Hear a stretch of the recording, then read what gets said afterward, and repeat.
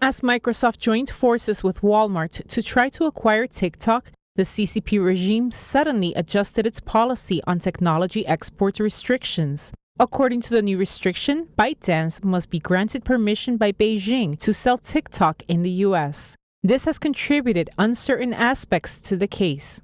On August 28th, China's Ministry of Commerce and Ministry of Science and Technology jointly announced the adjusted catalog of China's prohibited and restricted export technologies. In this new catalog, 23 categories were added and modifications were made in regards to control points and technical parameters of 21 items. The newly added restrictions include personalized information, recommendation services based on data analysis, and artificial intelligence interactive technology. This means that enterprises must obtain more approvals from the central government before exporting certain technology. On August 30th, the CCP mouthpiece Xinhua News quoted Cui Fan, a professor from the School of International Trade and Economics at University of International Business and Economics, claiming that all amendments apply to TikTok and if ByteDance plans to export related technology, it must ask for permission from Beijing first. Cui Fan even suggested ByteDance should seriously consider suspending all related negotiations on the deal. The CCP has left a backdoor in China and is worried that the US may find out. Whether it's Douyin, TikTok, or ByteDance, they are all the same. It does not matter what the name is. The CCP might have installed or planted information in these apps that users are not aware of, and if these apps and technology are sold to the US could use reverse engineering to deduce the spyware hidden by the CCP. If that is the case, it is risky to China's internet, to the entire public opinion of the CCP, and to the sanctions targeted on the CCP. Right now, the CCP is not bold enough to take on the risk.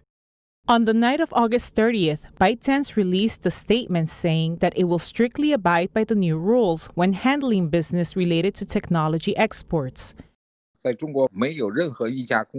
In China, there is not one company that can escape from the control of the CCP. Such a thing as not applicable to the laws of the CCP does not exist when the CCP wants to control a company. The CCP can control you all they want. As long as you have enough party factions in your company and have the support of the party, then you do not need to worry about any laws.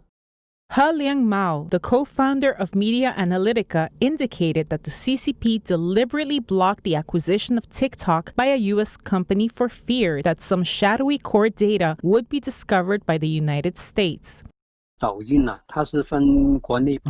consists of two versions, one for domestic and one for international. Although its market is separated by domestic and international, the technology is the same. So now it is using this technology restriction to prevent the U.S. companies from fully accessing the CCP's technology of Douyin after the acquisition. If American companies are allowed this access, the CCP believes that it will affect Douyin and some confidential information in the trade market in China, even the secrets about these loopholes. Previously, the Trump administration demanded ByteDance to sell TikTok to American companies or choose to be banned in the United States over national security concerns. As of now, Microsoft, Oracle Corporation, and Walmart have expressed their interest in acquiring TikTok. Now the U.S. has required TikTok to exclude Chinese investment and to be acquired fully by American companies. But now you're restricting the exports of the core technology and demanding an approval from Beijing. Then what is the point of the acquisition? I think the CCP is making the acquisition more difficult now to prevent any U.S. company from taking over. It is probably using this restriction to see if the U.S. would give in. According to the Financial Times, insiders who are close to the TikTok sale negotiations said that ByteDance may quickly reach an agreement with U.S. companies, but any deal will likely be opposed by the CCP. Insiders also said that longer time will now be needed to assess any deal after the new export control restrictions. A Chinese-Australian news anchor at CGTN, the international arm of the Chinese regime's state broadcaster, has been detained in Beijing amid testy relations between Canberra and Beijing. Australian Foreign Minister Marise Payne confirmed the arrest of Cheng Lei, a Chinese-born, naturalized Australian citizen and host of a business show that airs on the Chinese state-owned network. According to a ministry statement released on August 31st, Beijing notified the Australian government of Cheng's detention more than 2 weeks ago. The statement reads, Australian officials had an initial consular visit with Miss Cheng at a detention facility via video link on 27 August and will continue to provide assistance and support to her and her family. The foreign minister said the department wouldn't provide further comment owing to the government's privacy obligations. Chinese authorities haven't explained why Cheng was arrested. Cheng, 49, is the second Chinese Australian detained by Chinese authorities since 2019, as bilateral tensions escalated over issues such as trade, Beijing's tightening control on Hong Kong, and the Chinese regime's handling of the CCP virus outbreak. In July, Australia warned its citizens in a travel advisory that they would run the risk of arbitrary detention if they traveled to mainland China, noting that Chinese authorities have detained foreigners for endangering national security. After graduating from the University of Queensland, Cheng returned to China to become a business analyst for a Sino-Australian joint venture in 2001, then began her journalism career at China's state broadcaster CCTV a year later, according to her CGTN profile page. The profile has since been removed from the website, along with videos featuring Cheng's previous reports. After working as a CNBC China correspondent for 9 years, she began working at CGTN's office in Beijing in 2012. Reporters Without Borders, a press freedom watchdog, called the arrest alarming and expressed deep concern over this new attempt to bring any reporter to heel. According to Australian broadcaster ABC, she hasn't been formally charged. Cheng's 2 children are in Melbourne with family, who said in a statement that they are in close consultation with DFAT, Department of Foreign Affairs and Trade, and doing everything we can as a family to support Cheng Lei, according to the report.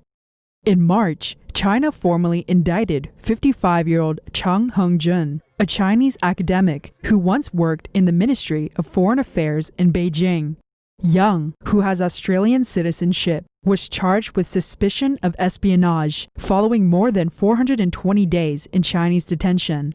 Payne expressed strong objection to the indictment, noting that Yang was in poor health and has been held in harsh conditions that have been detrimental to his physical and mental health, without access to legal representation.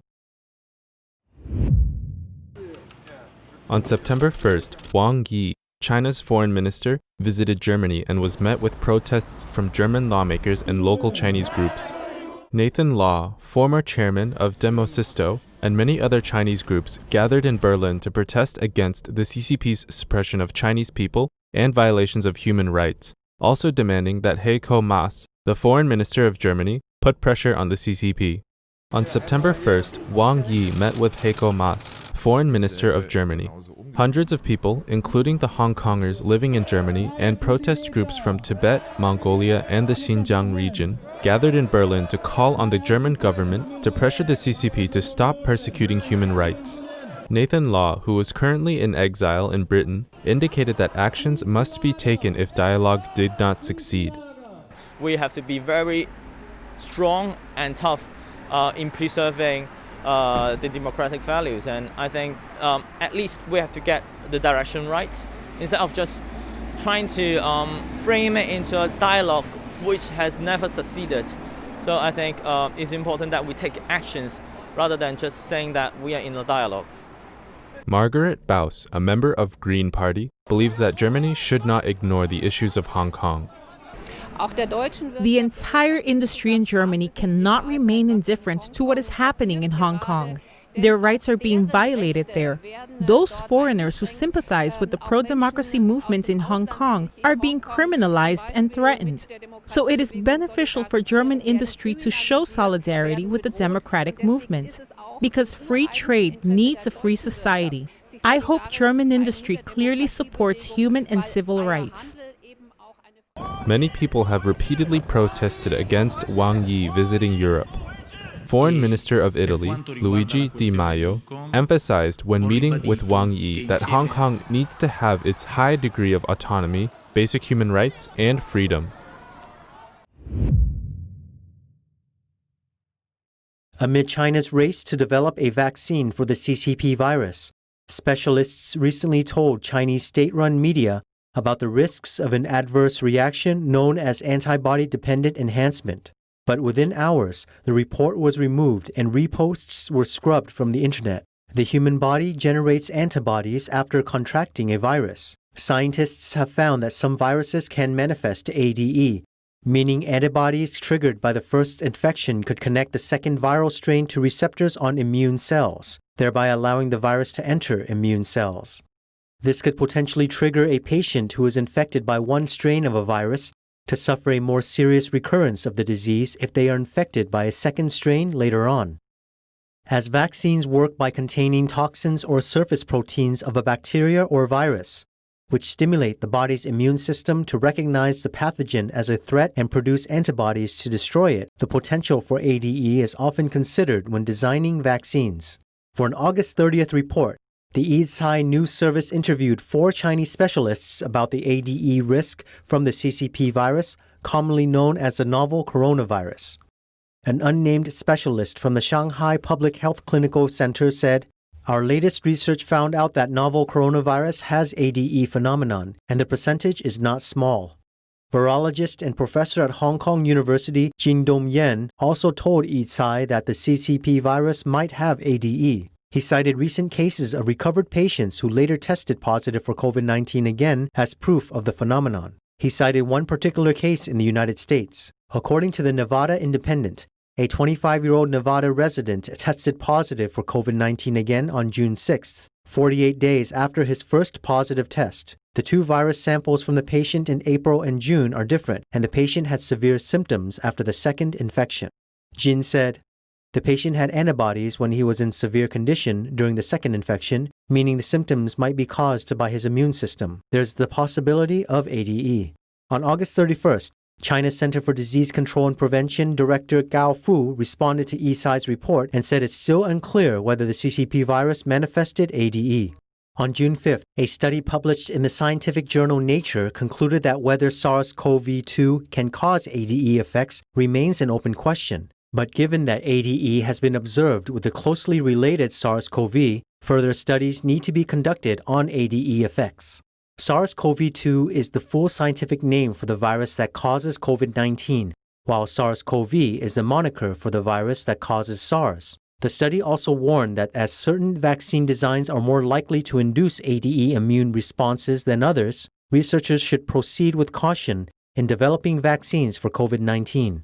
Despite the lack of concrete research, the Chinese regime is moving ahead with COVID-19 vaccine trials. On August 28th, Chinese state-run media Xinhua reported that 3 Chinese companies were performing Phase 3 clinical trials, with one manufacturer testing on more than 30,000 people in countries in the Middle East, South America, and Southeast Asia. Chinese state-run companies and the army also mandated some employees and soldiers to take part in trials for the vaccine. U.S.-based China Affairs commentator and former medical doctor Tang Jingyuan said the Chinese regime's push was irresponsible and akin to treating Chinese citizens as lab mice. Tang said, "The Chinese regime is eager to be the first one to have an approved vaccine. It needs to use the vaccine as a political tool to win the support from developing countries, as well as to compete with the developed countries." The Epoch report triggered a heated online discussion in China before it was taken down. Tang said, "The Chinese regime doesn't want public opinion to ruin its plan. This is likely the reason why authorities quickly removed the article."